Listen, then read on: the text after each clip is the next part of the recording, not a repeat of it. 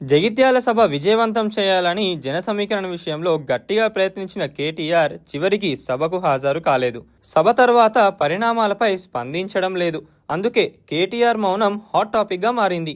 కేసీఆర్ ఏడాదిన్నర తర్వాత నిర్వహించిన సభలో కేటీఆర్ మెరవకపోవడం, కనీసం ఆ సభ విజయవంతంపై సోషల్ మీడియాలో కూడా స్పందించకపోవడం అనేక అనుమానాలకు దారితీస్తోంది. నిన్నటి వరకు ప్రభుత్వంపై ట్విట్టర్ వేదికగా విరుచుకుపడ్డ ఆయన గత కొన్ని రోజులుగా సైలెంట్ మోడ్లోకి వెళ్లడం వెనుక ఏదో జరుగుతోందనే చర్చ సాగుతోంది.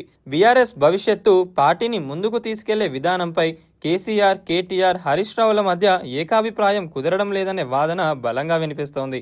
ఒకరు దూకుడుగా వెళ్లాలని భావిస్తుంటే మరొకరు వేచి చూసే ధోరణి అవలంబించాలని చూస్తున్నట్లు సమాచారం. ఈ ముగ్గురు అగ్రనేతల మధ్య వ్యూహాత్మక భేదాలు తలెత్తడం వల్లే ఒకరు యాక్టివ్ గా ఉన్నప్పుడు మరొకరు మ్యూట్ లోకి వెళ్తున్నారనే చర్చ రాజకీయ గల్లీలో జరుగుతోంది.